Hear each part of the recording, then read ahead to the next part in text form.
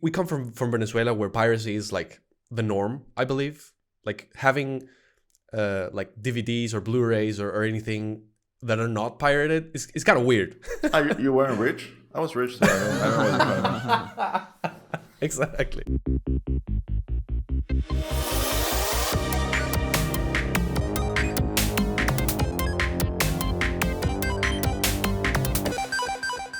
Welcome everybody to episode 54 of New Game Experience. My name is Juan Paulini. I'm your normal host. I'm sitting here with Christian Caroli. How are you doing, my friend?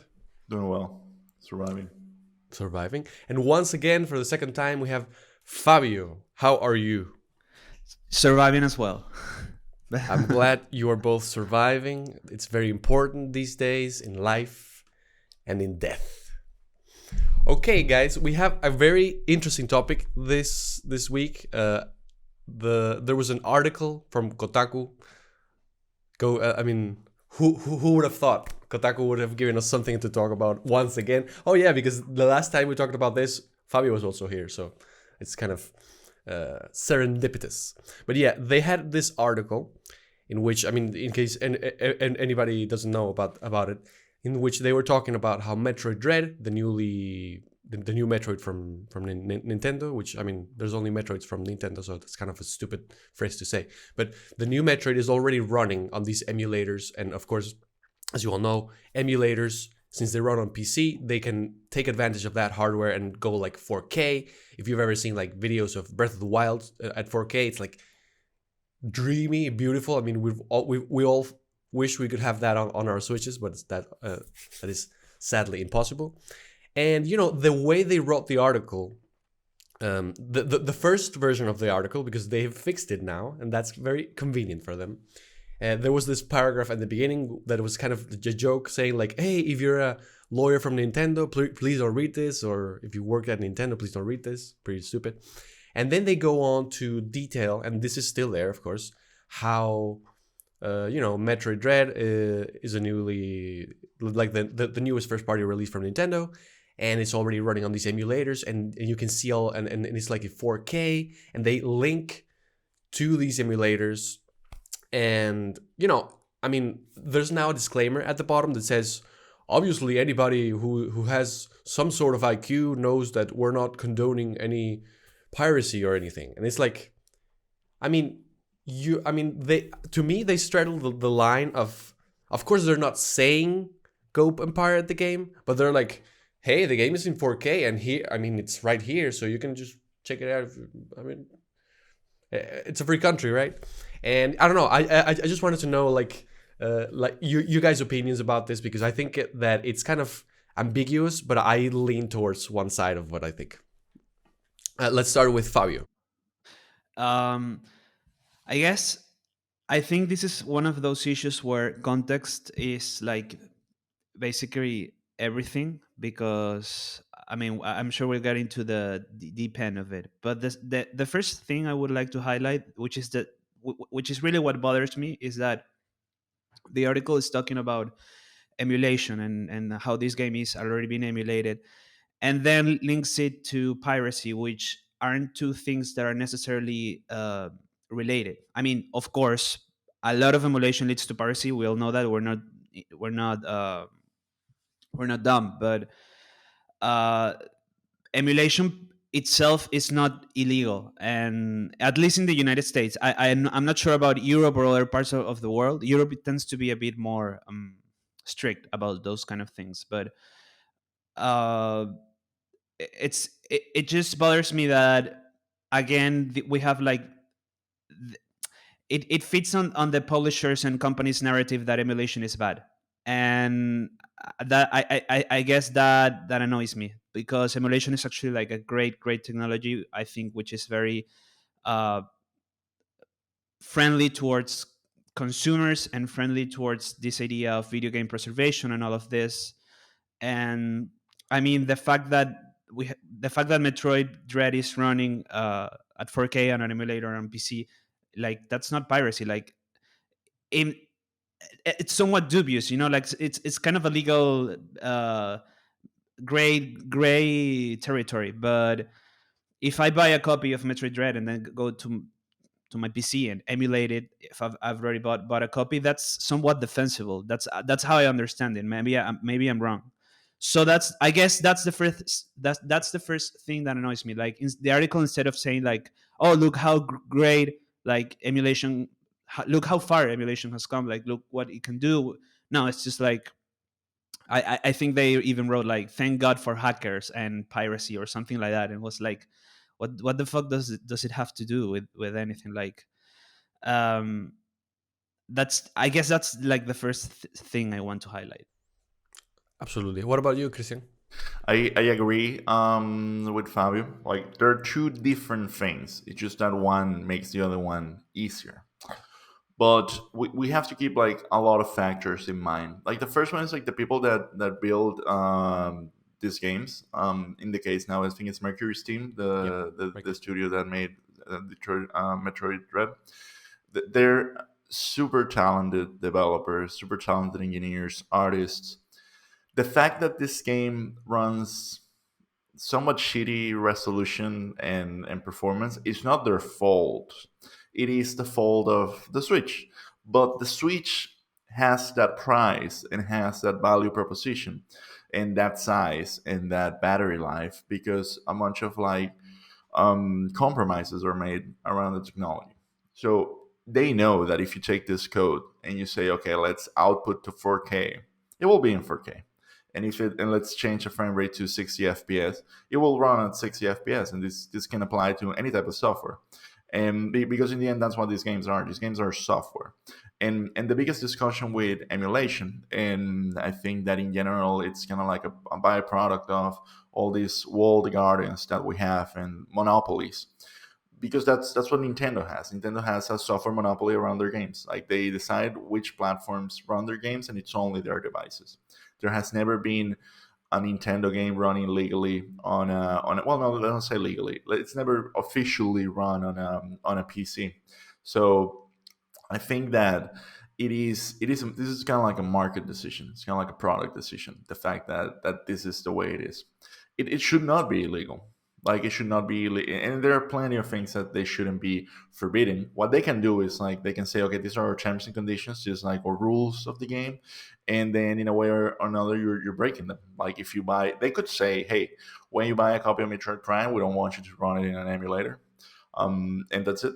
Like, it's their call, and then they ban your account because they think that they can do it, and you can say that's anti-consumer, and probably it is, because the bottom line of all this is that software is perfectly distributable. That's the original spirit of software. It's like a song, like the partiture of a song, like that has some rights attached to it. You can make money out of it, but you can basically, that's the thing. Would you steal a song? Would you download a car? you know and it's pretty, I think that the line there between emulation and piracy, it's obviously connected, because you can get a ROM for Metroid Prime and run it in your computer, and you will have the problem here, which I think is that you will have a better experience than if you play it on the Switch, which it's ironic. And it wasn't the case with most emulators. Like, sometimes emulators struggle because like some of these games are like optimized for a specific hardware, and then for the longest times, like, you have never seen kind of like a Xbox emulator, successful Xbox emulator at the same time than the Xbox was working. You always seen like the N64 emulator, I don't know how many years after, like 10 years after the console was released. I think it was Project 64, that again, it could output at back in the day at basically 60 frames per second and full resolution, and these were, I think 10-year-old games, stuff like that. Yeah, I think that part of the problem with the article, and the reason I want to go back is because it relates to what you were saying. Is that they have, I believe, the excuse of talking about what we're talking about, but the way they framed it wasn't ethical, in my opinion. Because you can have the conversation that Fabio said, that it's like, what is emulation? Like, what's the line? Like, the legality of emulation, the importance of emulation, that is a very valid topic of discussion. And what Christian is saying as well, like it's very impressive. I mean, impressive not in a not in a good way probably, but that we have this switch, which is a current console, and then the emulator is running beside it. Because as he said, like they are usually very far apart in terms of like the emulator usually comes after the console is even like dead. And those are valid points of discussion, and they kind of touch upon that on the article. But in the end, it's like, thanks hackers, and here you can go get the Metroid Dread in 4K, and here you can get it in 4K 60. It's like, I don't know. Like, yeah, but like going back into the, like, let's say the positive side, leaving Kotaku behind because I don't want to focus on them really. I love the topic of emulation, because this is a very, like, legally I think it's very gray, as Fabio said, because like I think in terms of like literally what the law says, even if you have the copy of the game, you can't download the ROM. In fact, I think the legality, at least in the United States, I recently saw an episode of a lawyer actually talking about this. Yeah, Hogue Law, yeah. the guy, the YouTuber. And he was saying that downloading the emulator is not illegal. I think playing emulated games is not illegal, but downloading the ROMs is illegal. Yep. It's something like that that's kind of finicky. It's the same thing for music. Like, oh, yeah, downloading Napster or torrent or uTorrent or anything, it's not illegal. Playing a file that is in your computer, it's not illegal. Acquiring the file, it's like drugs, basically. It's like buying drugs, it's forbidden. Using drugs, it's not inherently illegal. And that when you think about it, that's kind of fucked up, right? Because it's like, I don't know, it's just weird to me. But they're not equivalent, by the way. Although no, my slave schedule probably disagrees. I do have to say one thing regarding emulation, and I think that the biggest problem, like I think we can have like if we go down the rabbit hole of emulation, you can right now you can play N64 games at 4K with full anti-aliasing and everything. Like, it just, because basically what emulation is kind of like, it's delay. It's kind of like, it's not an operating system, but it's basically the logic layer that takes the game information, runs it, and outputs it to something. And in theory, you can create an emulator of anything, which is kind of like the goal of plenty of these projects, which most of them are open source, and the logic underneath is really not that massively complex. Like, there are, like, if you use the right libraries and you know how to connect things, then it's just a matter of like plugging things together. It does require a lot of work, but you can do a lot of things. You can do a lot of things also, like, and you can also like improve the ROMs that you're emulating, because you could say this, like, for example, for localization, there are standards for running like in games, for, let's say, okay, this is where kind of like the languages go, and then you could do things like games, and there are projects that do that they take games and then they localize them. In Spain, there's a lot of that. I think I don't remember which series it was that they had a huge effort in the ROMs for localizing it to Spanish. It was obviously it was a Japanese series, but I don't remember the name right now. I should have searched for it. But the point is that I want to get to this. It's a great tool for preservation, because I have an example for this, and it's Alan Wake. Alan Wake, until recently, it was nowhere to be found. Like, apparently, like, Remedy Games was like struggling with the publisher, and they still own the whole thing, and you couldn't play the original version anywhere. And then they released a remaster, and now it's available everywhere. You can now play it everywhere. But this will only last for so long, because this problem will happen again with the next generation. But if you had an emulator, this would have never been a problem to begin with. So it's a distribution problem. Yeah, exactly. And this kind of brings us into the emulation / piracy thing, because I think that you make a great point, which is, I think Gabe Newell is the one that said this, but piracy, he said something like piracy is an accessibility issue, or yeah, something like that, which my interpretation of that, and you guys correct me if I'm wrong, but is like the reason why people pirate things is when they're not easily available for them to acquire. And I relate to this on many levels. One of them is, for example, I mean, we come from Venezuela, where piracy is like the norm, I believe. Like having like DVDs or Blu-rays or anything that are not pirated is kind of weird. You weren't rich? I was rich, so I don't know what you're talking about. Exactly, exactly. So to me, like let's say like downloading a movie or an album or whatever, that's something that during my teenage and early 20s I did a lot. And the when I got here to Spain and I was, good enough economically that I could afford like Netflix and stuff, I haven't downloaded anything in years, mainly because I don't need to, and not because I'm rich, but because I have these streaming things that have so much to offer, and so much things. I have Spotify, that with Spotify it's like, why would I go through the trouble of downloading this thing and blah blah blah? Like it to me it's just a hassle now to think of doing that. And I mean that's just my experience, and it relates to the Gabe Newell thing. Like, since these things have a new avenue in which I can access them, the need for me to pirate them goes away. So how do you guys feel about this notion? Let's start with Fabio.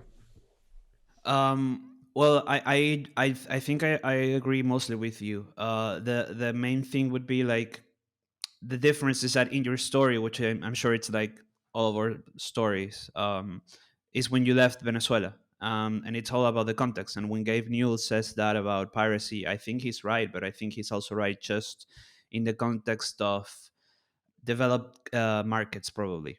If you go to places like South America, specifically an economically black hole like Venezuela, where nothing makes any sense. We will get into that, by the way, because that Yeah, is a very important topic. By the yeah, way, it's just like an isolated. It's an economically speaking, it's just an isolated universe completely. Like where you don't. There's not. There's.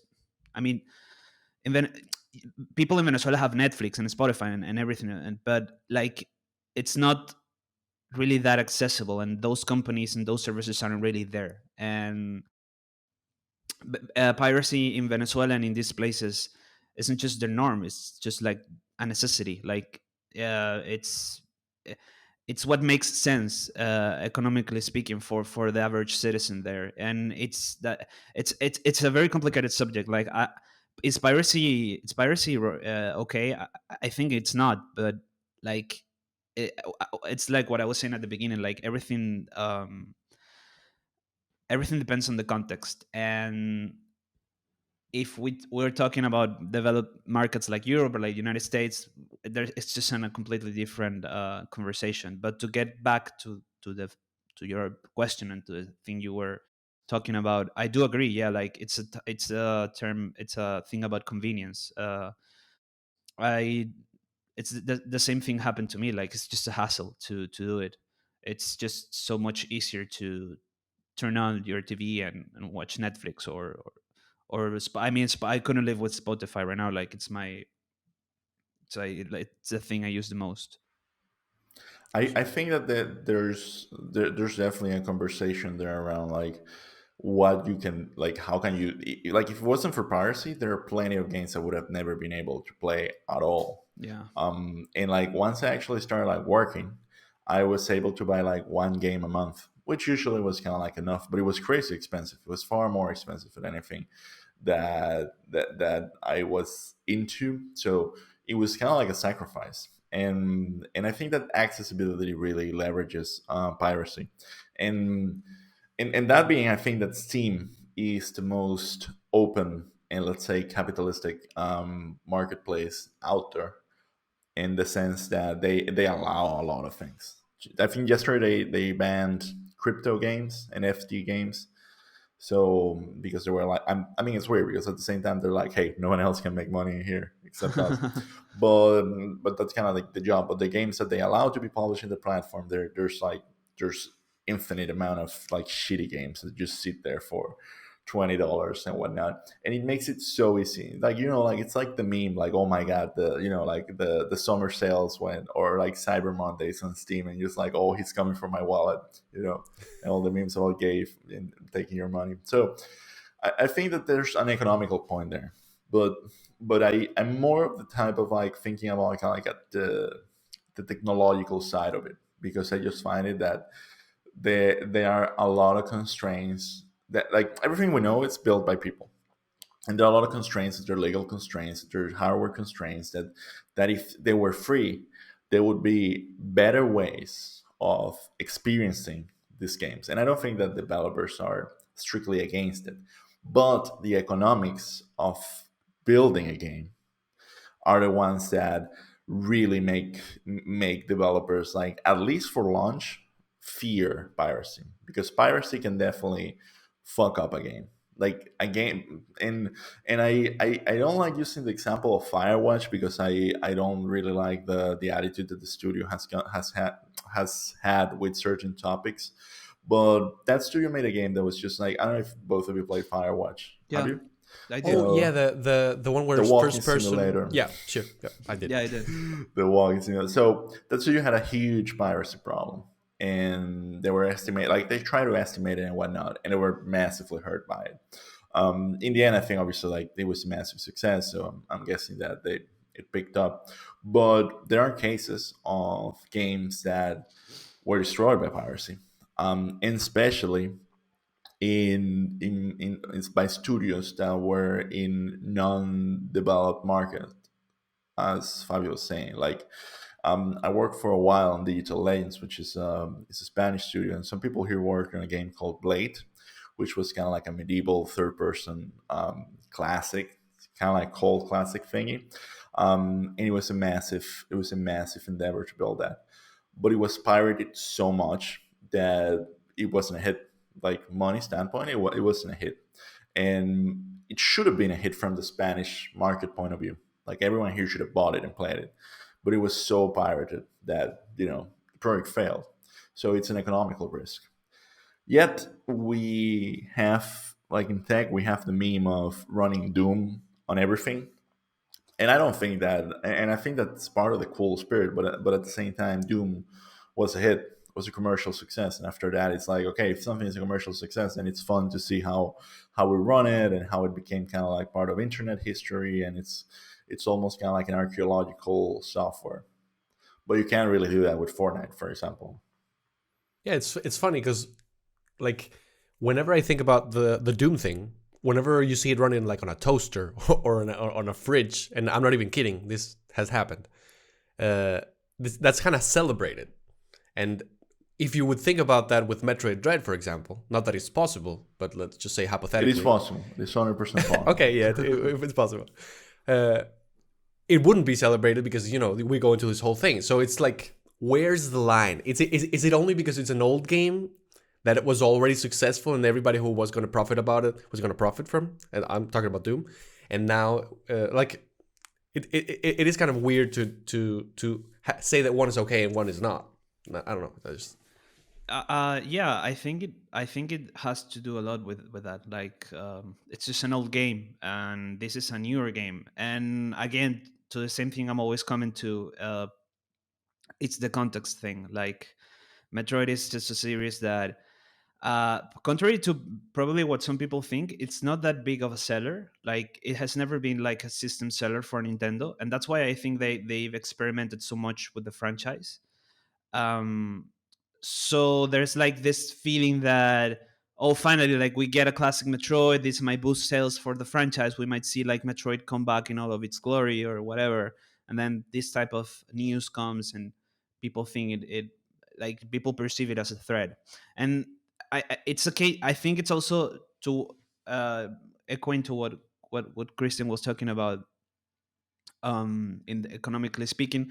Well, before saying that, um it's a case to case thing. Like, Metroid is actually, like, it's not one of those Switch games, which there are a lot there are a lot which run bad on the platform. Like, Metroid actually, like, runs fantastically on the Switch, and it's probably like, even a technical masterpiece, because it's one of those rare games that takes everything out of the console and runs at a almost locked 60 FPS, and it's a very pleasant experience. It's a game that's very also it's a very it's like very very it fits a lot with portable gaming as well, like, and it's like perfect for the console. And then about the economic stuff, I was recently reading an article in VGC, in Video Game Chronicle, which had a very good point that uh, it's just like a case to case thing, because some games there are, I've even read like some articles. I think this was about, I don't remember exactly, but this it was about TV pirating series, and it was even a study that said that piracy boosted the popularity of shows, and even led to like bigger. It's just like I haven't been able to find like like a concrete conclusion that encompasses everything. Like, it's like a case to case thing, and they gave an example about this game. I don't know if you guys remember Grand Theft Auto Chinatown Wars, which was a DS game.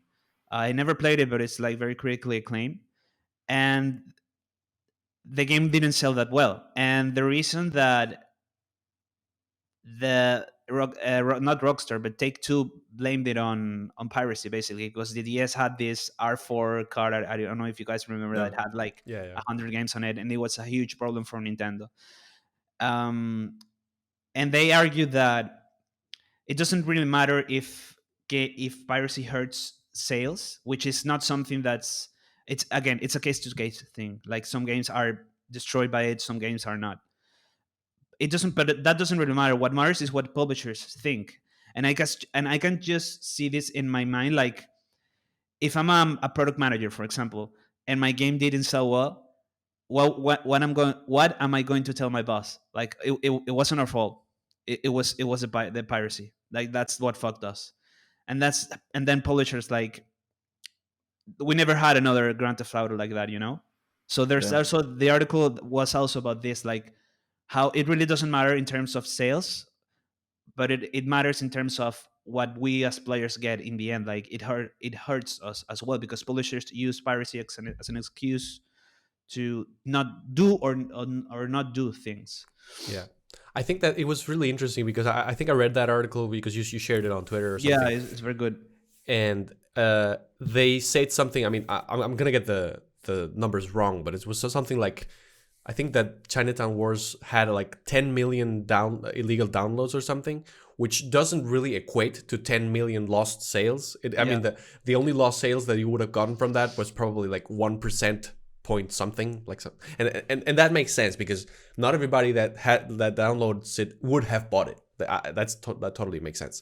But yeah, the point about how the butterfly effect that it has, where, you know, you pirate the game, so that makes it sell less. So this guy tells the boss that it wasn't his fault, it was the piracy's fault. So now they're not gonna do any more DS games, and now you don't get any more GTAs. Like, no more GTAs on the DS. Yeah, that is what I think is the most important, or maybe selfishly speaking, but like, I want more Metroids. The fact that Metroid is one of the lowest selling, I think that among what you would call like the Nintendo Titans.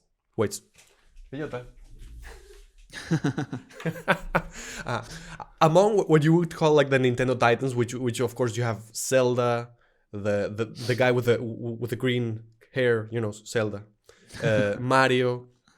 You have, of course, I'm blanking, but well, you know, Samus is in there. It's like it. Who? You had Mario and Zelda. Like, honestly, that's it. That's it. Yeah, that's Donkey Kong is not gonna make you like buy a Switch. No, Pikachu is so. Pikachu Yes, is. you're right, but Pikachu now is everywhere. But like, whenever you think of that, maybe we're too old, but I think of Samus like in the top 5. Yeah, for sure. Exactly. And in terms of sales, Fabio's totally right. I read a tweet that was, again, I'm going to get the numbers wrong. I maybe should have prepared better for this. But it was like, the best selling Metroid is like 2.86 million copies, That's a lot and still, by the and way, because like remember that those games are always like $60, so it's exactly not like they're second hand. Like it's not like when you say, "Oh, they sold a hundred a thousand. gazillion copies of Grand Theft Auto," so you can get Grand Theft Auto 5 for like $10 or like $5 every other weekend. But here's like full price all the time, which is like again like I think that one of the reasons why Nintendo has it this way is because they're the ones that push people towards like these alternative ways of consumption. Their games never I drop love that. price, and they have very aggressive pricing for some of their offers. Like we can discuss, like, for example, the new offer that they have for the playing N64 games, which is it's like Game Pass for 20-year-old games and just a few of them, and it's just like crazy that they're charging that much. And even more ironic is the fact that they are doing this through shitty emulation. Like they want the same technology that they're condoning is the one that they're using. That obviously, like the shittier version to run the games that they say that you can run with emulators. So it's like, what is it then? Like when they did that bundle of, like, I think it was Mario 64, Mario, what's it, Mario 3D Sunshine also. Sunshine and Galaxy. and Yep. Galaxy.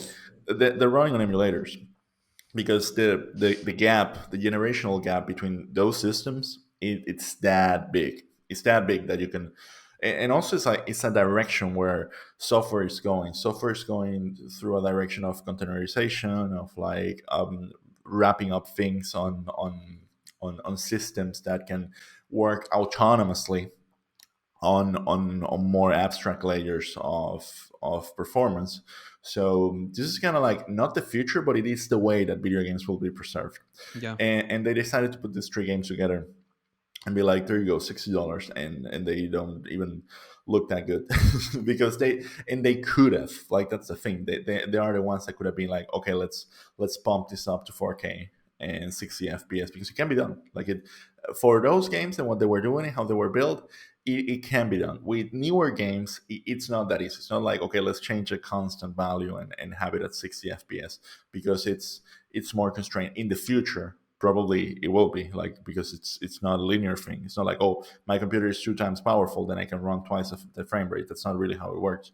But our computers are 100 times more powerful, or probably even more than 20 years ago. So yeah, you can do it. You can do that type of thing. And they, it's, I don't know, it's just like, the whole system is rigged for people to be, come on, Nintendo, just give me something. Yeah, I think we can have a great conversation about that, because yeah, Nintendo is very aggressive with their pricing. I mean, I always say that I won't, like, my expectations with Nintendo are very low in terms of like hardware and their um let's say self-awareness of their own pricing, or stuff like that. So let's start with Fabio, because I know he's not a Nintendo guy, but he's a Nintendo connoisseur. I mean, we all are a little bit, but if I would have to say, between the three of us, who's the Nintendo guy, I would go to Fabio. So I Yeah, would that's let's say go to fair. I Fabio. think that's fair. I Nintendo think that's fair. enthusiast. I would say Nintendo enthusiast. Yeah, I think that's fair. Exactly. So in terms of like the new pricing for the I think they're calling it a Nintendo Online Plus expansion pack or something like Yeah, that. so I don't know. So let's go into that, Fabio. What do you think? It took me by surprise, really, the pricing, and I'm a guy that we recently had this discussion in person a few weeks ago, that I don't really have that much of a problem with Nintendo's pricing. It's something I even kind of take a I even defend them a bit about it. Which is something I don't do with many of the other things they do. But the pricing I don't really have a problem with, personally. And well, but for example, like the Mario package Christian was talking about, that was, in my opinion, like a very shitty release, like very uh, shameful, even. Um, Also time constrained, which was also yeah, weird. yeah, everything about that release is just like it's it's shameful. That's the word for me. Like I don't understand it, and that it's not something I will defend. I will defend their right to price things how they see fit.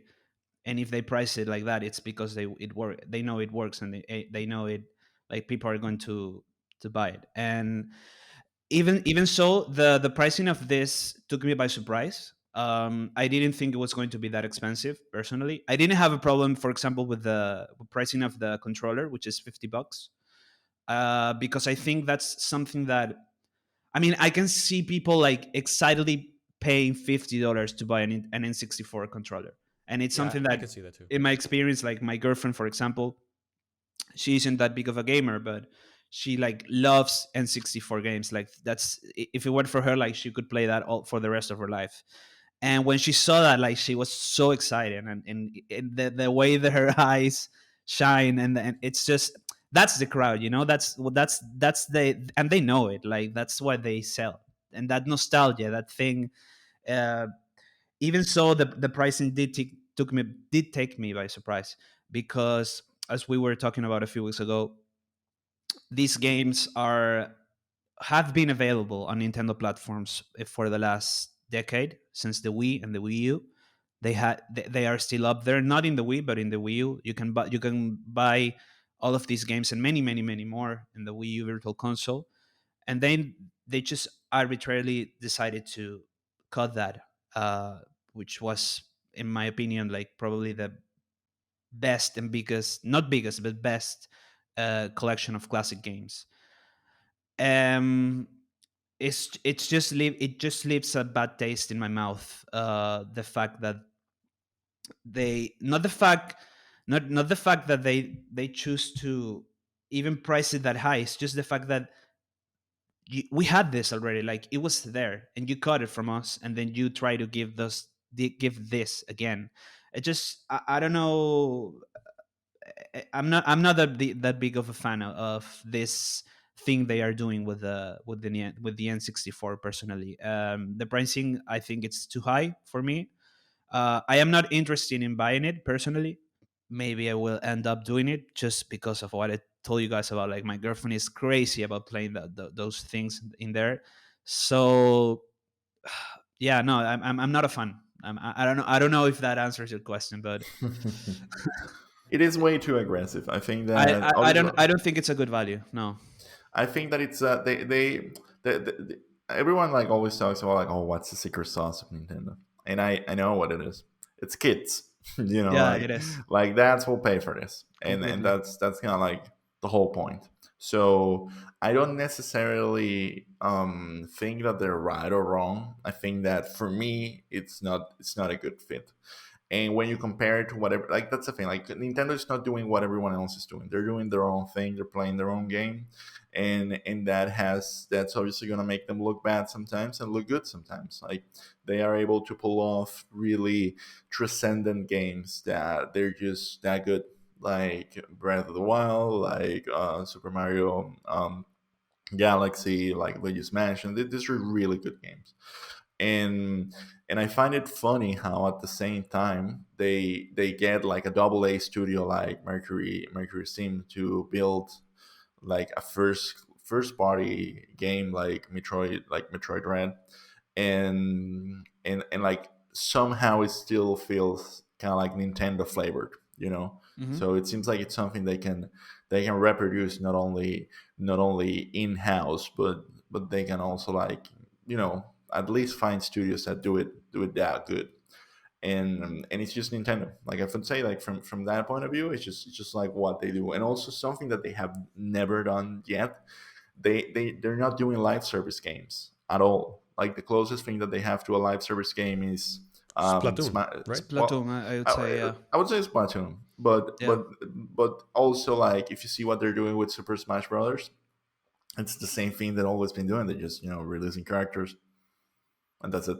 It's like the releasing and it's a game that has so much potential. Yeah. The base that it's built on top of, it could it could have it all. It could be Minecraft if they wanted to. It I could agree. have You could have kind of like because they also have the know-how. They things like Mario Maker. If you include like that design philosophy into Super Smash Brothers, you could build games inside Super Smash Brothers.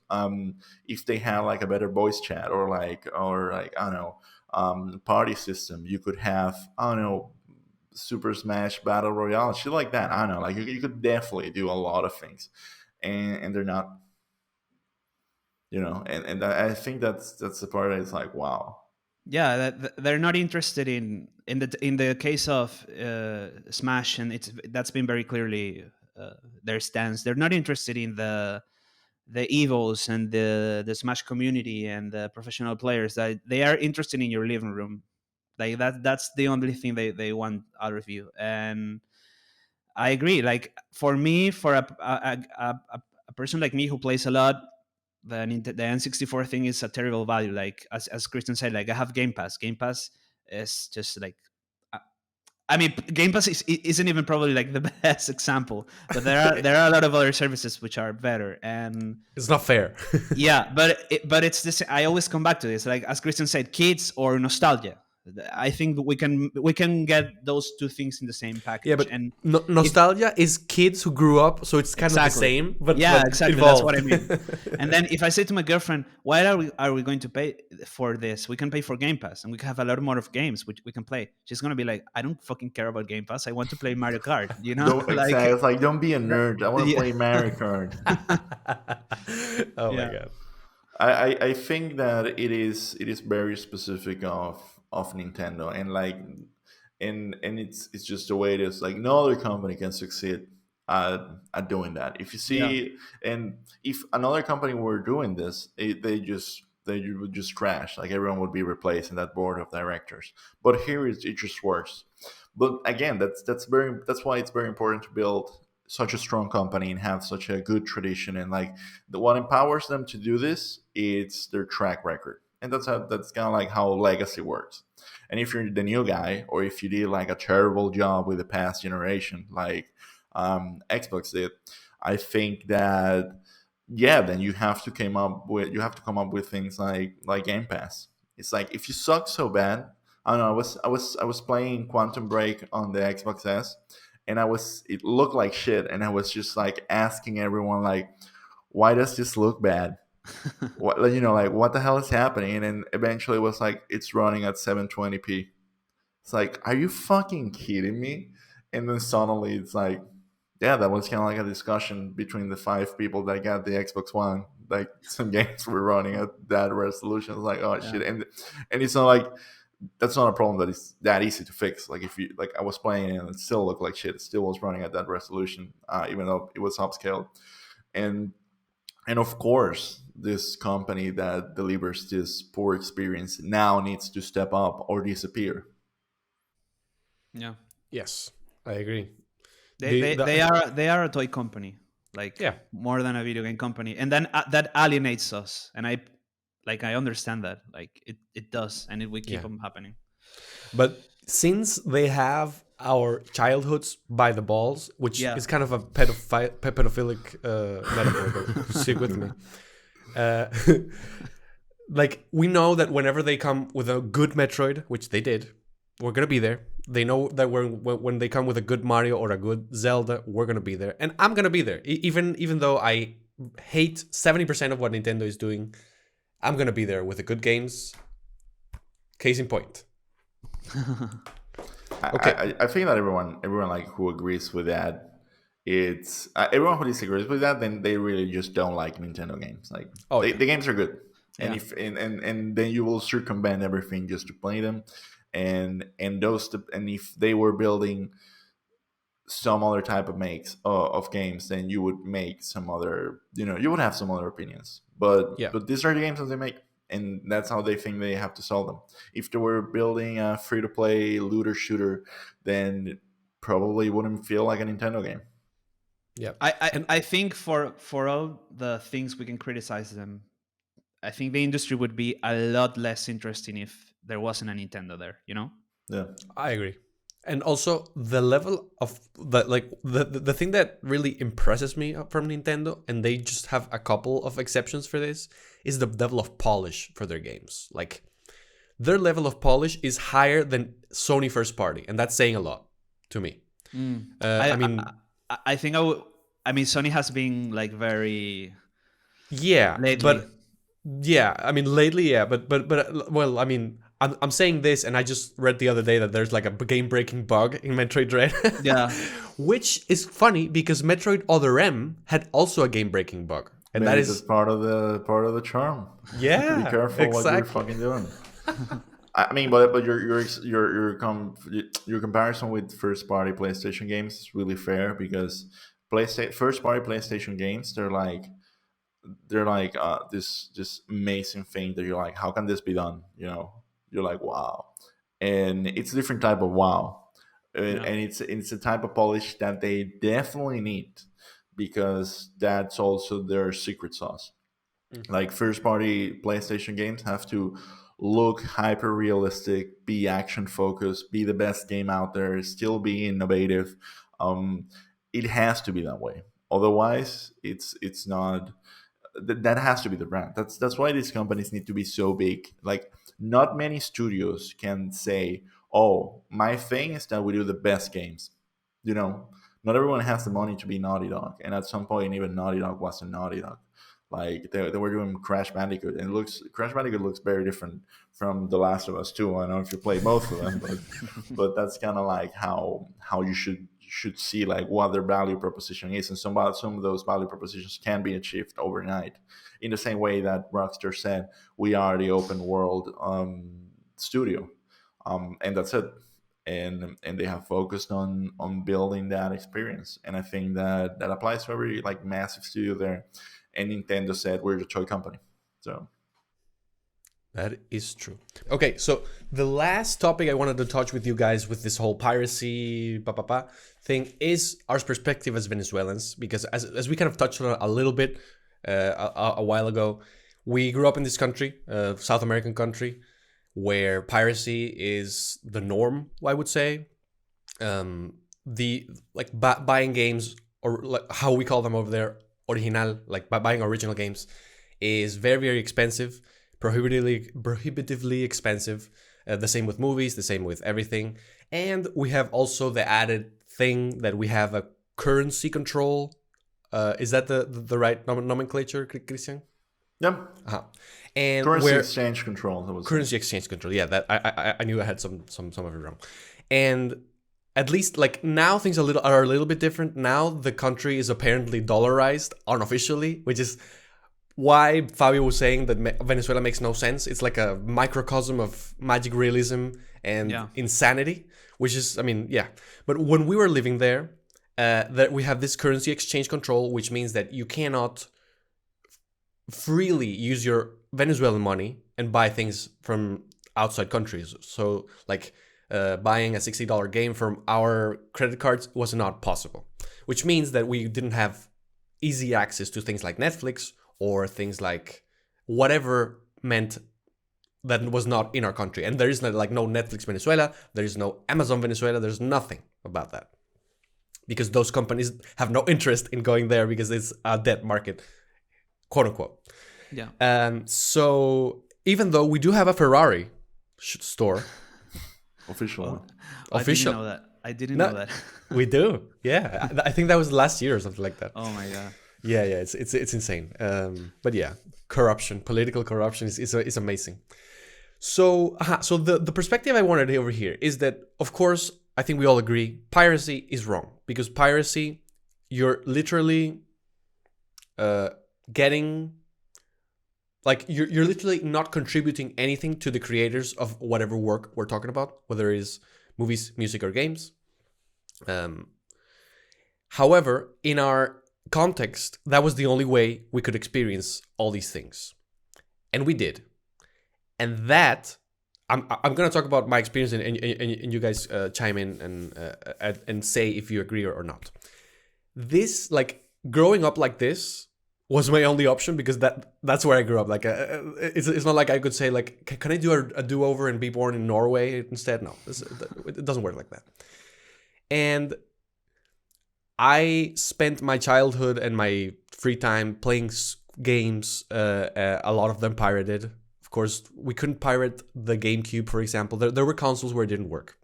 But where it did work, that is what gave me my gaming background. That is what gave me my gaming experience, my gaming, everything.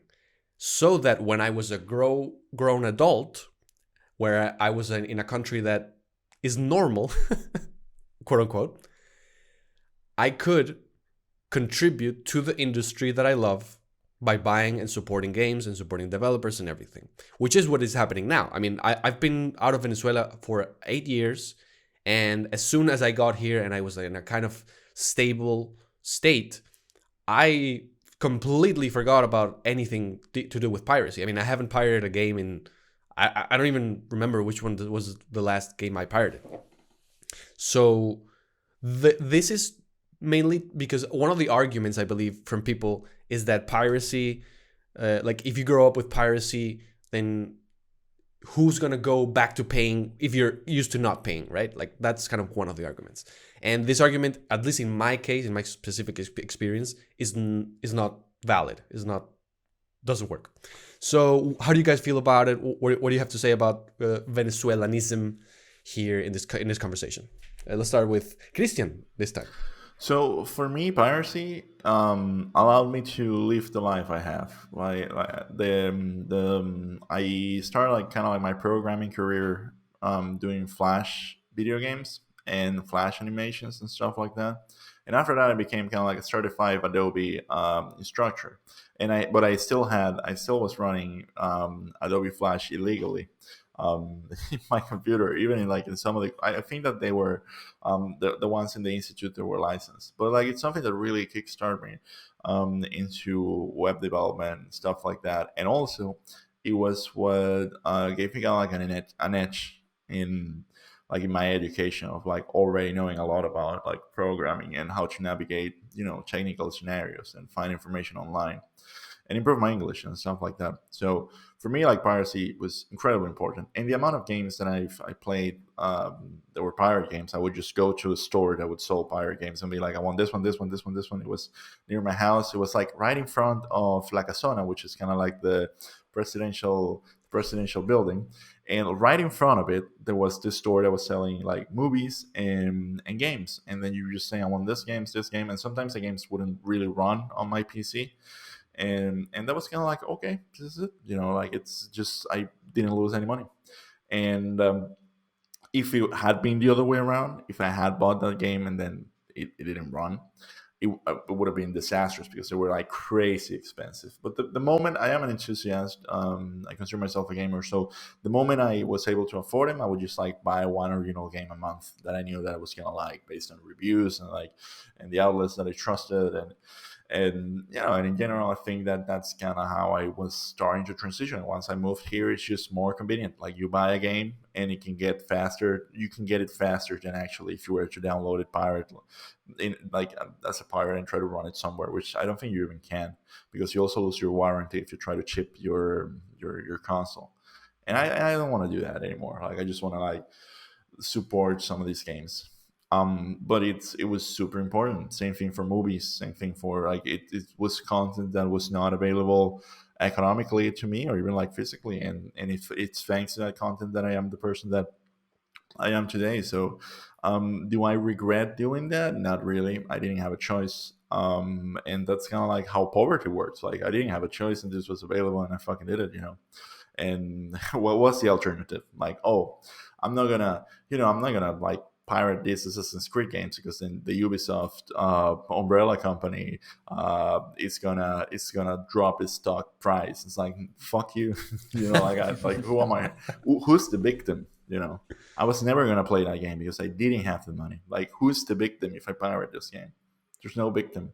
Like No, there isn't. it's just me. Like if we're doing it now, if I were to say, okay, I want to try to find a way, like I don't even have like a good example because like all games are like connected online, and then you can't download it. You can't download Fortnite technically. So, but even if I were to say like World of Warcraft and say, okay, I'm going to start my own server right now and like run it the way I want to, um, I don't think I would do that. I would just rather have people working on this and building the best World of Warcraft game that they can. So So I think that there's still people that are gonna keep pirating and finding ways for us to consume, and we live in a society. We live in a society. It's just a hassle. Isn't it? I mean, yeah, the part about supporting the industry, that's fine. Like I 100% agree, but it's just a hassle to pirate. Like it's just easier to buy it, and most cases. Um, my experience, I guess the only thing I would add to what you guys said is that piracy wasn't just a necessity, but it was like, I don't know how to explain it. Like it was the norm. Like Yeah. people need to understand that in these places, when you buy stuff pirated, it's not, you don't feel you're doing something wrong. Like that's how it works there. Like that's what you do. Like you go to a mall, you go to a store, and they don't sell you like real copies. They sell you pirated copies. And I went to, I'm not from Caracas, so I'm from a place called Puerto La Cruz. So I went to downtown Puerto La Cruz, and then they gave you like this big amazing book, and like you read through it, and it had like hundreds and hundreds of games, and just you just pick that. And when I was a kid doing that with my PlayStation, I mean I didn't see that as doing something wrong. I was just going to the store to buy games. People need, I think that's what people need to understand the most. Like buying a game there is like buying a new console each time, or at least for a moment it was more or less like that. And that the market eventually like just adapts to what makes sense for the average citizen. I agree. I agree with you guys that I probably didn't have that much of experience with pirating consoles, but I did download a lot of PC games, and yeah, like that's something that was perfectly normal for everybody there. And uh, same thing you guys said. Like I wouldn't be the person I am today, probably. Yeah, exactly. And all of our individual experiences are now contributing to the video game industry. So, if you see it in this way, like if there was like this dictator that would have said no piracy, never, like in our childhoods, we would have never become gamers, and we would not be contributing to it now. We actually had that. There was a law against like Yeah. Well, basically yeah. video games, so But that was it was also playing against it. it was kind of a joke, but yeah, he's Yeah. right. Chavez Yeah, did but, put but, out but a we did do that, so we fought that too. I like how you mentioned Yeah. like if it was a law that said like we had that, we just didn't give it to that is true. lawless country. But we persevered through the law, Christian.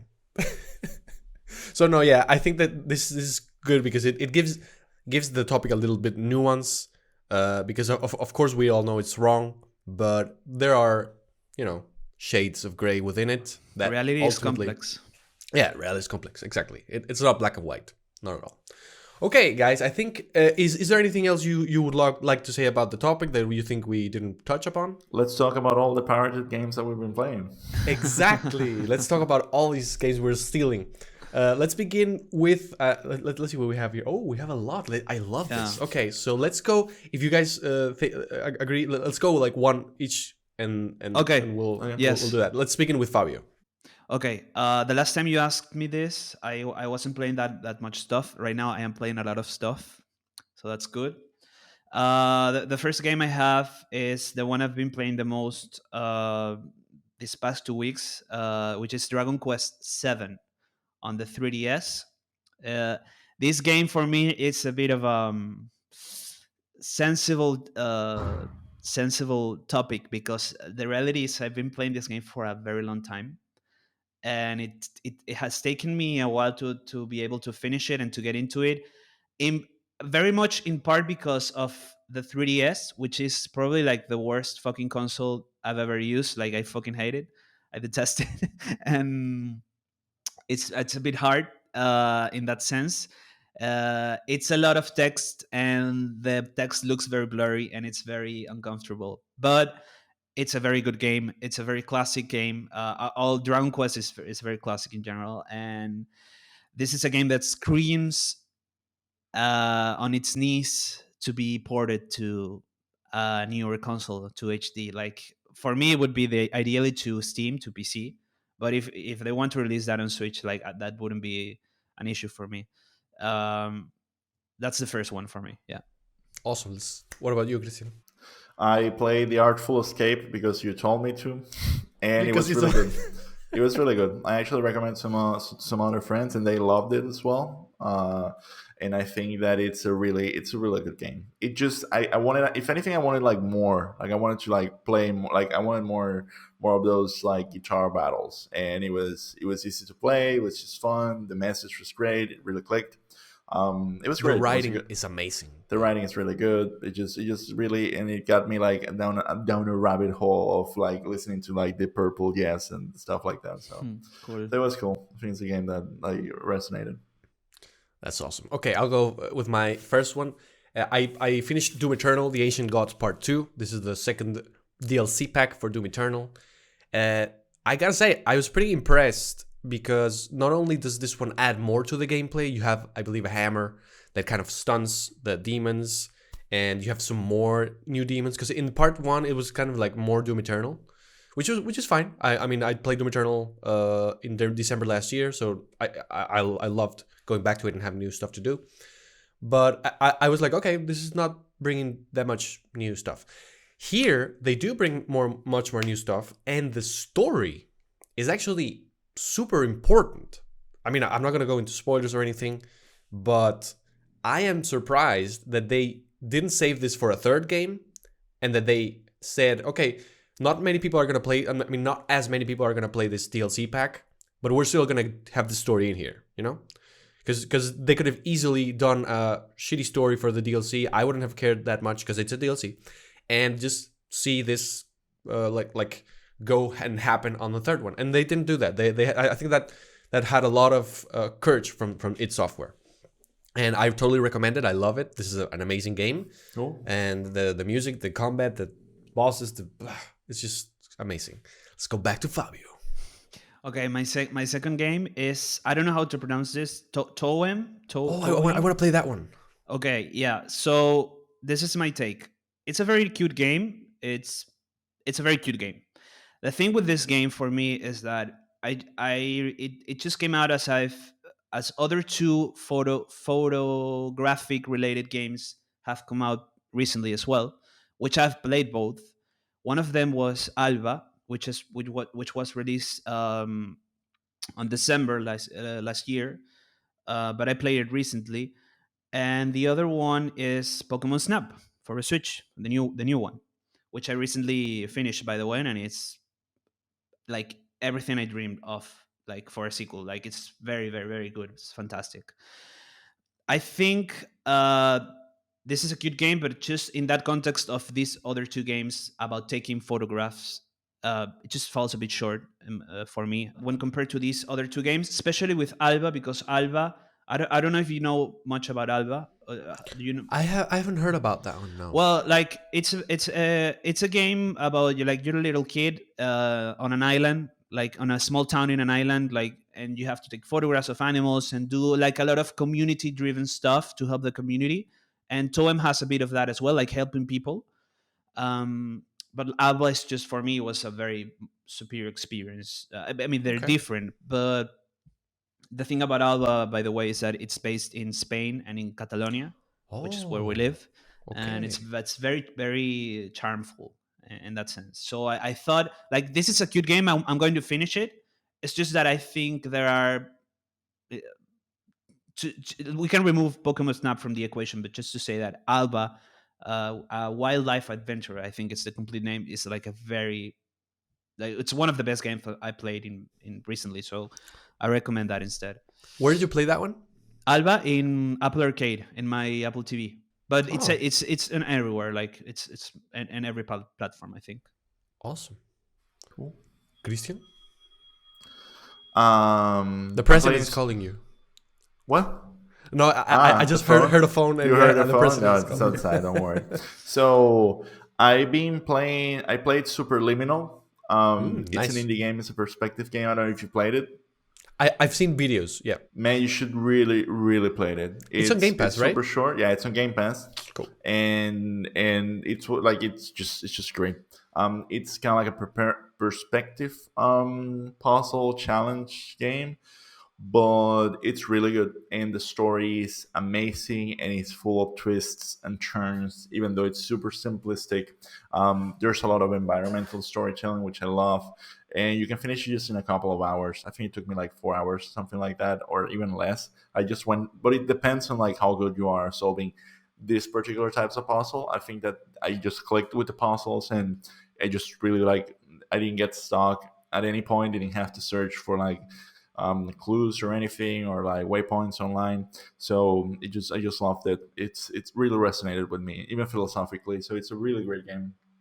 Can't recommend it enough. Yeah, I will want to definitely play. download that one because I've heard about it. I think the concept is super creative and super. Yeah.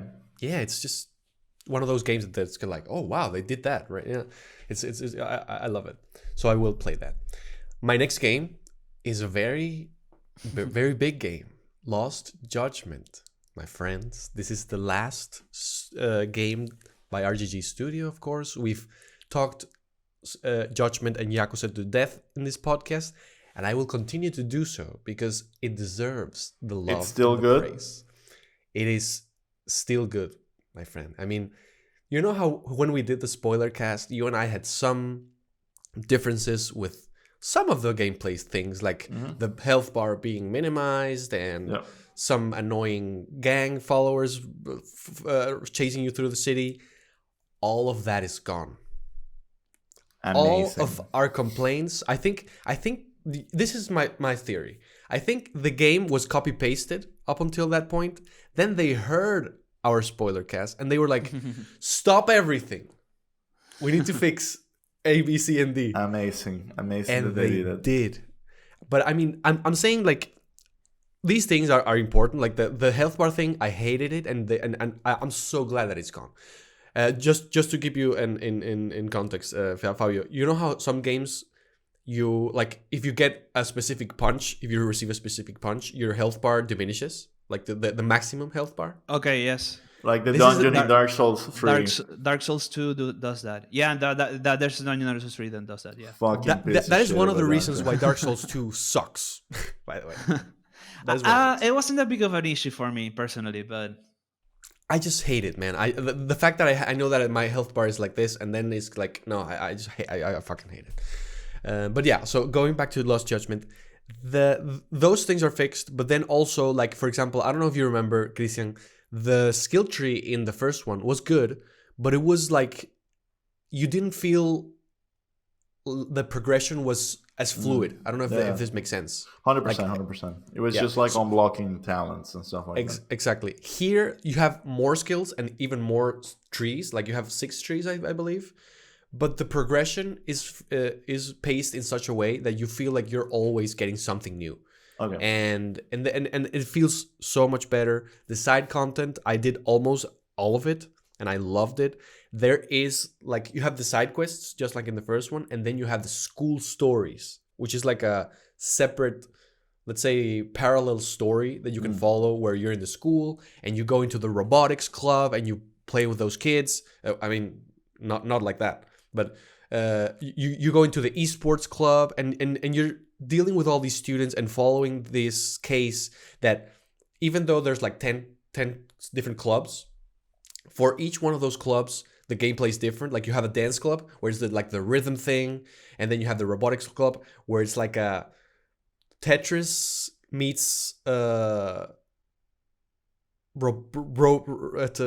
say robot fights. It's kind of weird, but it's really cool. Okay.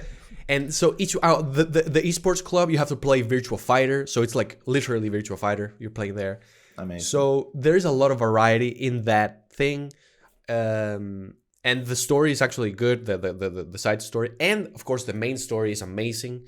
The game looks a little better because the first one already looked amazing, but this one does look a little better.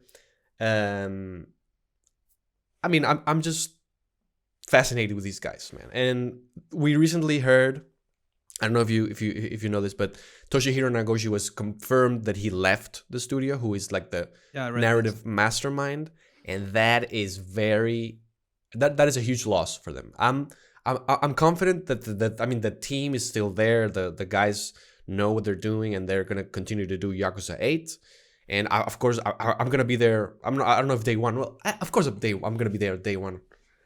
It's Yakuza, and I hope that I love this they because Juan didn't know like these games existed like a year ago. Yeah. yes, exactly. but it's so funny that I mean I love how video games can do that to you. Like you didn't know it existed, and then you find it, and it's like when you know when in Ocarina of Time Link opens a chest that's huge. Yeah. Yeah, That You is feel what I you feel. feel like you feel like a kid again, like Yeah. that sense of Exactly. it's like my sleep schedule since I discovered Destiny 2. I want to get into that. Okay, so let's go with Fabio's next game. So my next game is Metal Gear Solid, a little game not very known, In the not gem. not very known by the industry. Built by PS1 or this GameCube? little- Oh, PS1 or GameCube? PS1. Okay. The PS1 version playing on the PS3 collection. Oh, okay. I'm very cultivated by this game, and for many reasons. Never played it before? Never played it before. Never played a Kojima game. Well, I did play PT when it released, and I thought it was fantastic. This game is maybe this is going to be a bit controversial. I don't think it's a very good game today. Like, I mean, it hasn't aged well. yeah, it hasn't. I mean, I don't. That's yeah. I'm gonna change what I said. It's a game that hasn't aged very well. That's my take on it. At the same time, I think it's a very informative game to play as a player. Like going back to it, it's very interesting. It's very fun as well. What I did find that surprised me because I wasn't expecting that, because not right now I see like what when I think Metal Gear and Kojima, I think Metal Gear 5 or even 4, which are the ones I remember. I think uh, Death Stranding. I think PT. I think like very polished, very cinematic games. Which this doesn't have the graphics, of course, but it is a very cinematic game as well. Um, but what I'm most surprised about is the writing. Is bonkers, man, and and not like it's like a spy movie written by a 13-year-old. Like it's literally that, and it's acted that way as well. It's that good. And It's not good. I mean, I just to be clear, if something isn't understanding me, I think it's fucking fantastic. Like it's very funny and but very enjoyable, and it's just so cheesy and so all the time, and the delivery of the characters, especially of course of Snake, it's just a very good. It's a very good time. It's just Metal Gear. I don't think it's a game that would work today personally, but I think for the time, and if I put myself in that context, it's very enjoyable. Oh, I'm about, that's kind of like the nature of the games that push boundaries. You know, Yeah. like they Yeah, they completely. do what they're supposed to do. And like back then, remember like when that launched, Metal Gear didn't exist. So Yeah. like Yeah, as a like obviously they had like the game before it, but like that type of game, like it was the first one in general. yeah, so. and you can tell like it's just the moment like the start cinematic and the music, and then there's a submarine and a scene. There's voice acting in the PlayStation game, and people have like faces that are like blocks, and it's just surreal for me. Like it's very informative experience. Like I very much enjoyed it. It's very hard to play, not hard in terms of difficulty, but in terms of controlling, it's not very comfortable. But I'm about to finish it, and I am really very excited to continue playing The ending is the franchise. incredible. The ending is Yeah? incredible. Yeah. You just have to play it. But like, Yeah, no, I'm about it's to. it's a game that never stops. Like it's literally someone that's coming up with things in a room full of people and like, what if we do this and what if we do that? And everyone's just saying, yeah, let's go. It's that's what I meant. Like it's like a 13-year-old. Like Exactly. and it works because there are so many crazy ideas, and then there are some like cheesy lines. I just picture like Kojima like talking in a room and a bunch of developers like, We're building all that. Keep talking. Yeah. But the game, and just I'm just to finish my rant about it, like the game does so many things at the same time. It's just not like the influence of movies, which is very obvious, but like it goes meta, and and plays with like you have to change the controller input at some point, and or change memory cards to fight a boss, and then the boss, because I've played other games in my other PS1 games in my PS3. uh so there's a boss like tells you that yeah, he tells you, oh, you've been playing this and that, and it's I'm sure like for that at the time that was like absolutely mind-blowing. Again, it's been a very informative experience. Like I It very much enjoy was. it. It was when they tell. I think it starts when they tell you that you have to check the box of the game, and you're like, "You're talking to me, game." And then yeah, I when someone they lent me that game in a, and I had to call my friend. Like they gave it to me like in an empty box, like, so not like an empty box. Like they just gave me the CD, and then I had to call him like, "Hey Jan, I need you to tell me like the numbers in the back of the box." And he's like, "Oh, I forgot about that." It's like, okay, these are the numbers, and he knew them by heart. That's so, Um, that's so cool. and but yeah, like it's like wow. Awesome. I recently, just to a little parenthesis, I recently bought the HD collection for 2 and 3 because those are some of my favorite games. And hearing you speaking about Metal Gear Solid 1 is kind of inspiring me to go to the Xbox and play that right now. Go ahead, Christian. I also played the Forbidden City. This is in Game Pass, but I was like, you know what? I'm sure like I can play another game and it's gonna be fucking amazing and life changing, like I have been doing the past week.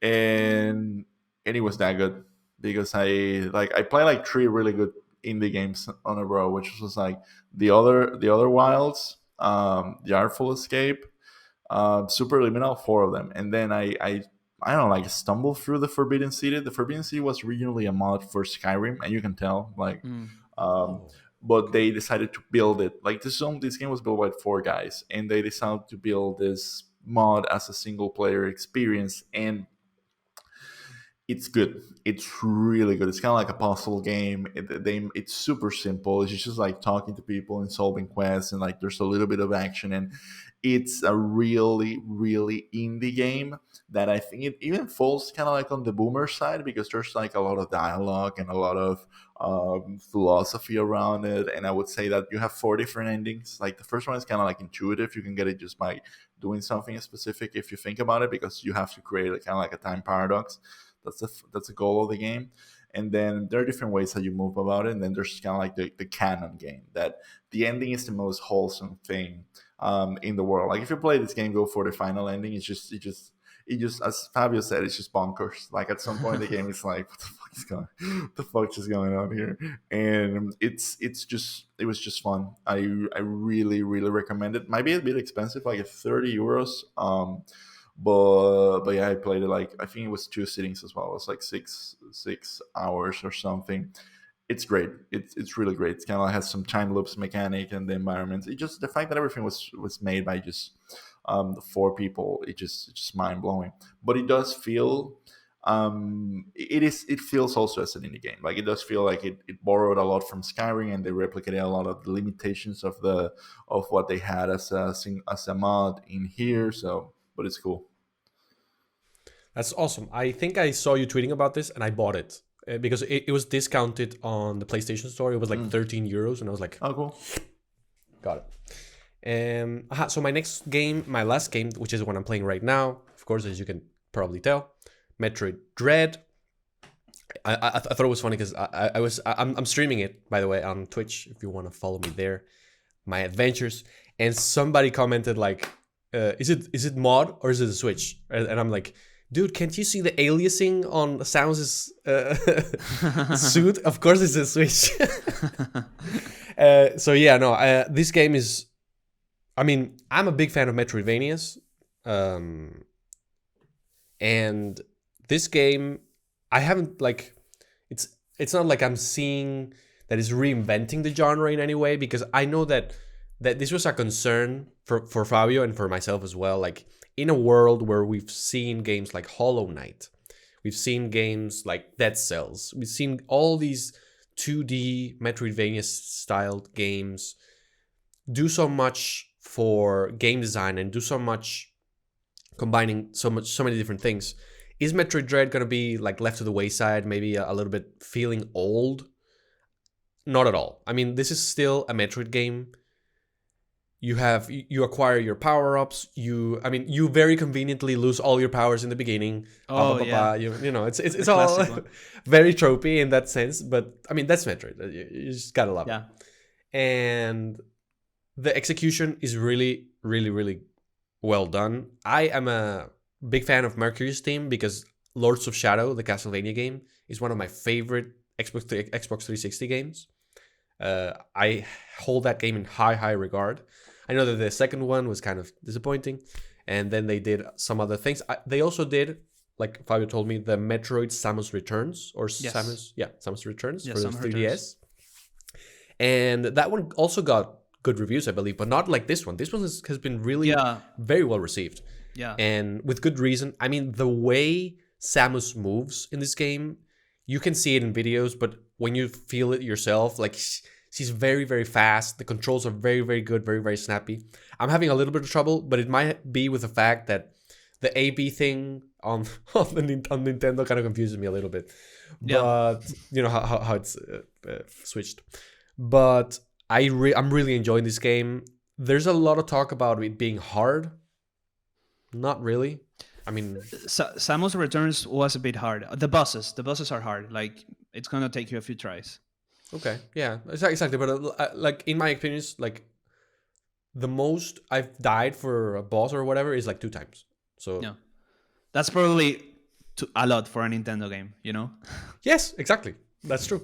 Because one of the things that I loved Breath of the Wild, by the way, but I thought that it was too easy. Not in like the emergent gameplay, you could kind of die sometimes, but like the bosses were so easy that it kind of upset me a little bit in personally.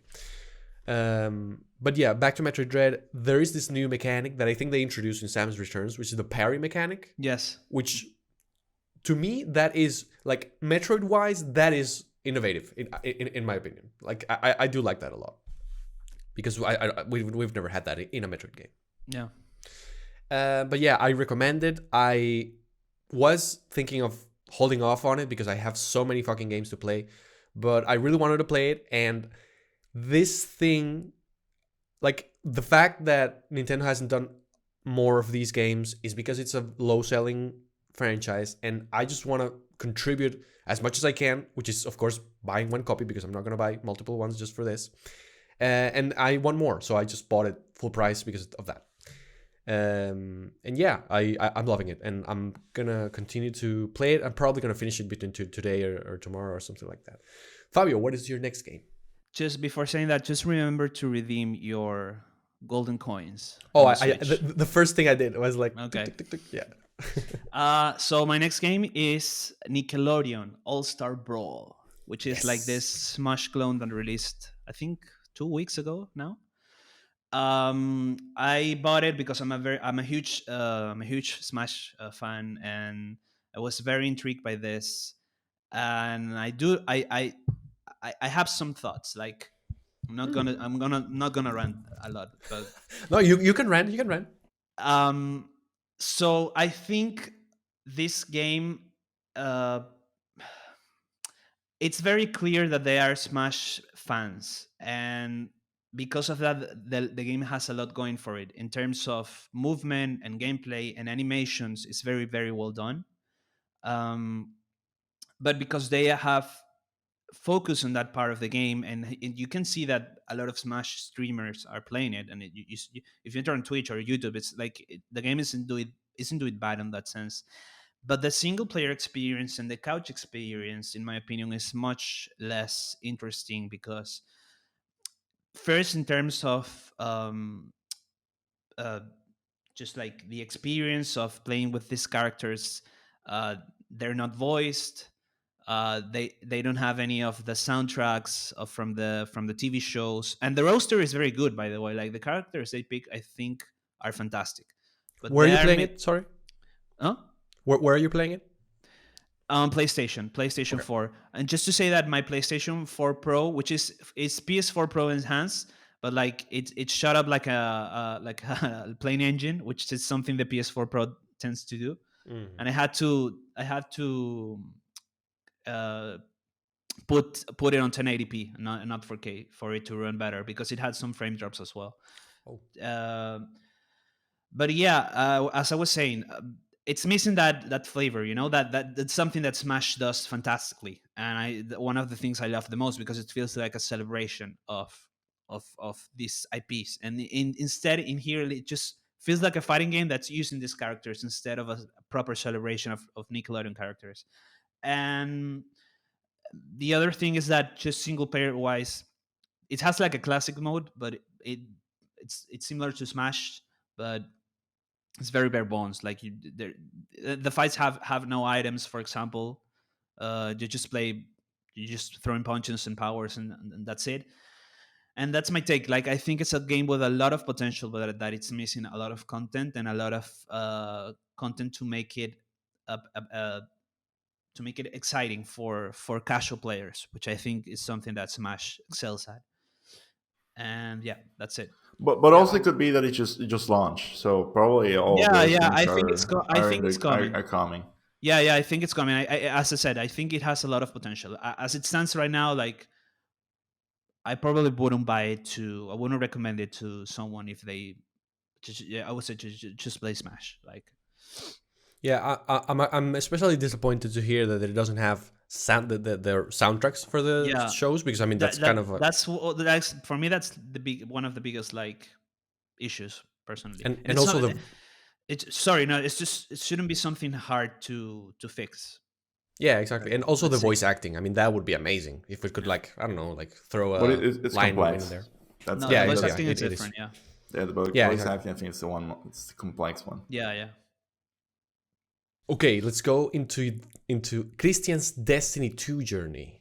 So Fabio is a witness of how we have been consumed by the light, and we By have the light. become guardians of whatever it is that we're guardianing, because it is pretty overwhelming to jump into this game, like with all the DLCs and like the willingness to buy stuff, because I think we probably like already bought like $80 on content, and I'm starting to figure out what's going on, but I feel like I've just been immediate arrest into a conflict that has been going on for ages.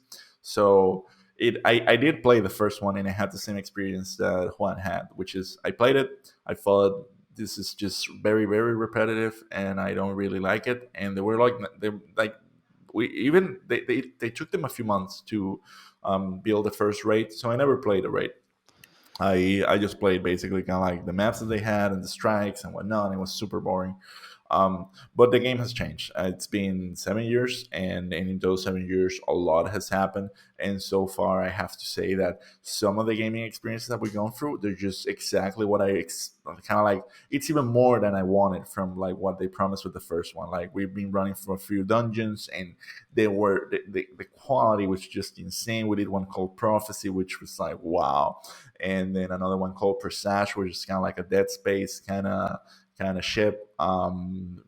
It's just with a lot, again, environmental storytelling. I'm a sucker for that, and I played it with people that are just new in the game, people that have been playing for years. And the people that have been playing for years have explained me like a lot of systems that are just massively complex. It's really a game that, yeah, it's just pew pew if you want it to be that way, but if you want to like get into numbers and understand stat and stuff, there's no hand holding. Like it's like looking at spreadsheets and trying to understand things. It's almost giving me a headache, and it's like, why am I even doing this? But then it picks up, and it's I guess it's just kind of like the onboarding experience has to come from inside a community. If you do it by yourself, you're probably not gonna be that happy. But the game just keeps on giving. Like the more you play, the more mechanics you see, the harder it gets. At the beginning, you're like, I don't die, like it's just an easy game. Like you just have to keep grinding. But then it gets very challenging. Like it's a game that really, if you want to, and I'm not talking like about grandmaster challenges or everything. Like just stepping up the difficulty over like some of the quests, not the quests, the events that happens and whatnot. You realize like, oh, I got to think this through, and I'm liking it. But I don't think I would be as excited if it wasn't because I'm playing with a bunch of people together. Yeah, that's always important. That is a very important factor because I do believe that you could play this single player, but I don't see the attractive of that. I mean, like, you can't do a raid. You have to like match make to do strikes and do what's the other one, not nightfalls and all that. If that's still a thing, maybe that's not a thing anymore. I played it years ago. What class are you playing as, by the way? Hunter. Okay, yeah.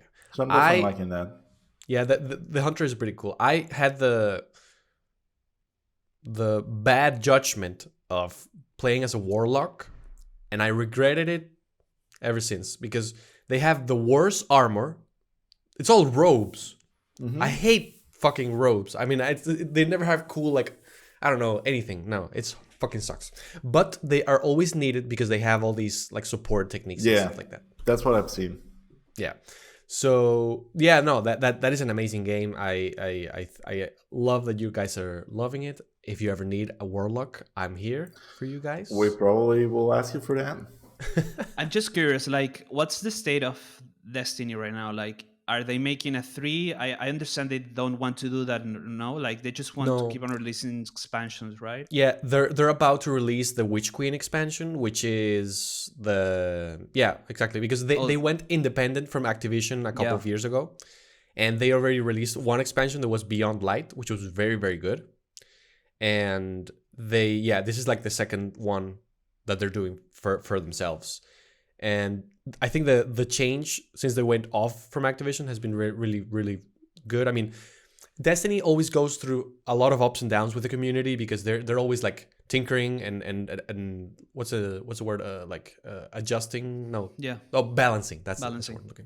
They're always balancing. So there's always like a season where there's this gun that's broken. Like, for example, I saw on Twitter that there's this gun called Telesto, which is apparently broken right now. I don't know if you have that gun, but things like that happen. But I've heard that narratively they're getting to the highest point of the franchise right now, and that the hype for Witch Queen is super, super high. And I love that because I think that this game has a very, very deep lore that is very, very good, very, very well written, and it's very, very interesting. So yeah, that could be my Achilles heel for me. Like that's what could end me, like put me on the rabbit hole. Yeah, and there's like YouTube channels dedicated to just Destiny lore. There's this guy called I don't know if you know my name is Bife. He's legendary. What's his name? My name is Bife, and Bife is spelled BYF. I highly recommend his videos because he goes deep into lore and he just decodes everything. That sounds amazing. I'm gonna ask you for a direct link after because like I'm really interested in that. Yeah, no, it's awesome. And also this is a game kind of like Dark Souls in the sense that the interesting parts of the story is not the ones that they tell you in cutscenes. It's the one you read on like the back of a machine gun. It's like, oh, there's some text here, and it's like, and then you go onto YouTube and watch like 4 hours of content about it. Exactly, and it's super deep. Yeah, no, it's awesome. And what else did I want to say about it? I mean, yeah, it's an awesome game. I'm not into it anymore because the grind, like the whole loop of grinding weapons, grinding all that stuff really burned me. But I still love my time with it, and I would love to hop in a couple of Let's make it happen because I think that I mean I'm kind of the same. Like I'm not in it for a grind, but as long as I can play, have fun, and consume the content, that's very capitalist. But like, as long as I enjoy myself, I'll probably on board of that. Like I don't have a problem. I don't really like grinding things massively. Absolutely. So I have no more games left, but I think Fabio has one more. Yes, I'm seeing that I put a game here which was Stardew Valley, but I'm going to talk about another game because I really haven't played that much Stardew Valley, just like an hour. But last week I finished, which what has been one of my most incredible experiences ever, which is Chrono Trigger, which is I'm in a very RPG mood right now, clearly, and Akira Toriyama mood as well. yes, yes, correct. And I mean, I'm always been a fan of the genre, but this for me has been in a similar way to Suikoden, which I think it's a masterpiece as well. This game has been so a revelation for me. Like, I really don't like to throw this word easily out there, but I think this is a masterpiece in the whole sense of the word. Like, it's incredible. It's just an incredible game. I haven't felt this way uh, for a game since probably since I played Hollow Knight last year, which also think it's incredible. Uh, I, I'm at a point right now in my life where I it's very hard for me to finish games, and I finished this game in 2 weeks, 2 3 weeks. It's not that long. It's 25 hours more or less, but I think that's one of its strengths actually. And it's just it has everything. Like it has very good music, fantastic music actually, very solid story, very charming story, charming characters, amazing graphics. The pixel art is beautiful. Um, but I think the most important thing about this game and why it feels so fresh today and why it feels so good to play today is it's the pacing. The pacing is it's there's not a lost moment in there. Like it's moment after moment after moment, and in a genre where the pacing tends to be very bad, in my experience at least. And a good example of that is Dragon Quest, which I'm currently playing, the seventh one. It's a bit infamous for that. This is just there's not a last second in here. It's just moment after moment. Every battle feels important. Every moment feels good. Every boss battle is there's you will never need a second of grinding. You will just need to be smart when battling enemies. I think this is a master class in video game design. It's the dream team for something because it was made by the creator of Final Fantasy, the creator of Dragon Quest, and Akira Toriyama. And I can't I'm not go, I can't say anything new that hasn't been already been said about this game. But as just if anyone wants to know the type of gamer I am, like this is my type of game, quite 100%, like That's speechless.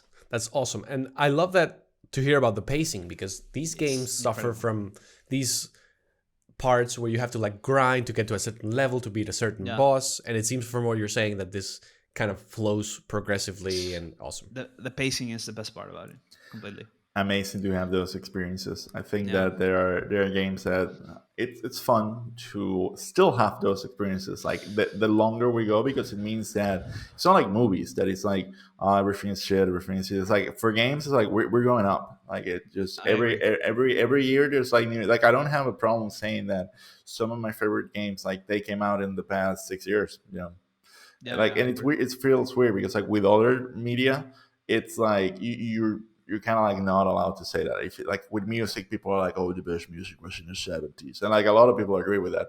But it's like what you're saying with Metal Gear. Like for me, every Metal Gear was better than the one before, all the way until the last one. You know, and I think that's really great. And the same thing with I think almost every other franchise. Like I don't think I can think of right out of the top of my head of a franchise that were like, oh, they run. Well, obviously I can think of franchises that they run into the ground, but not in a way of like it's obvious that they stop trying, you know, like commercially. But like when that's not the yeah. impetus, it's But always really good. but when that happens, like something else comes to replace that. Yeah, yeah. That is true. Exactly. It's like the genre. Like it keeps evolving, like Yeah. role playing or like shooters or like, and I think that's great.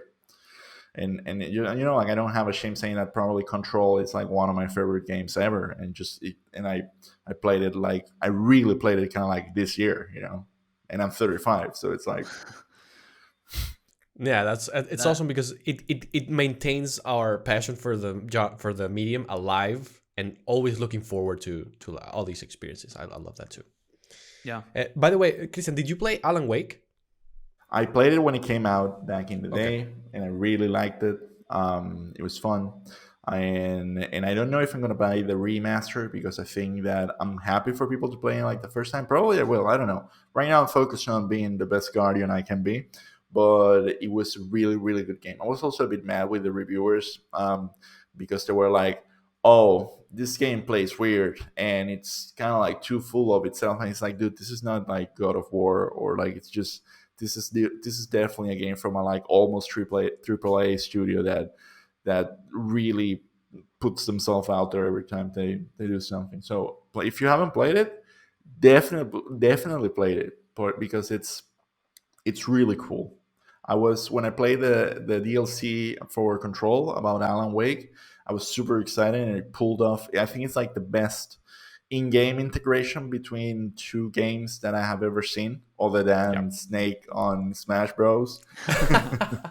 But it definitely like it's usually because when games are mentioned in other games, it's always shitty. It's like, oh yeah, we're in the same universe or like something bootstrap here. Here it was definitely well connected. Like they did a really good job there. So I'm glad to see it back. I'm curious because I haven't played it, but I do have my copy on Steam. I bought it a few years ago. Uh, is like is there a different release for the remaster, or can I just play my Steam version? I think if you play your Steam version, you're not gonna get the remaster, but I'm not sure like what the remaster has. Probably the remaster is has like quality of life improvements compared to that one. But until recently, like Alan Wake, I don't think it was available Yeah, on I the Steam remember store. it went out of stores. I think they had an issue with music licenses. Yeah, that was exactly the problem that they Yeah. had, and it like obviously renovating it was very expensive, and it's like why we were like, and then eventually they went into the remaster and they fixed that by putting original music now. So Mhm. fuck that. But definitely play it. Like if you haven't played it, play it because it's really really really different, and it's good. It's weird, but it's weird good. Like you're a writer with a gun, and that's something like compared to Quantum Break. In Quantum Break, at some like it just starts and you're immediately like a gunslinger, and then it's like I've used a weapon before. And it's like Mm. you're killing Yeah. like dozens of people. Like it doesn't make sense. But here with Alan Wake, you just have like a handful of bullets and a flashlight. It feels in No, line. I think I 100% agree that Remedy, from afar, because I haven't played any of their games, but from afar, uh, they seem like a studio with a very defined identity, and they know what they want to do, and they know what they're doing, and it's No. very refreshing to see. Yeah. Yeah, they're one of Cool. my favorites, definitely. And Sam Lake is a The gift. original Max Payne. Exactly. He's a He still gift to the has he world. still has the shirt. Well, everybody, that has been our episode 54. Please check out these gentlemen's podcasts, which they will now plug. Please, let's go with Fabio first. My podcast with a few other friends, it's in Spanish. It's called Gaming Enough. We're gaming enough almost everywhere, so you can check us out whenever you want. And Christian. Hammerspacepodcast.com. Feel free to join in. Absolutely. Feel free to join in. Feel free to subscribe. Share this with your friends, with your grandma, your girlfriend. They'll all love it. I'm sure of it. Hack different screens and just showcase this podcast to everyone. Exactly. If you can be like anonymous and hack like an entire city so Times that it Square. plays In in Town all, Square, all yeah, of their exactly that exactly always happens. Yeah. yeah, exactly. So yeah, please subscribe, like, comment if you think there's if you agree with our piracy comments with or not. If you think we should start maybe playing Sea of Thieves, that's also in the piracy conversation, and we didn't even touch upon it. That's it. So maybe Become a real pirate. Good point. exactly. We will, other than that, we will see you on the next episode of New Game Experience.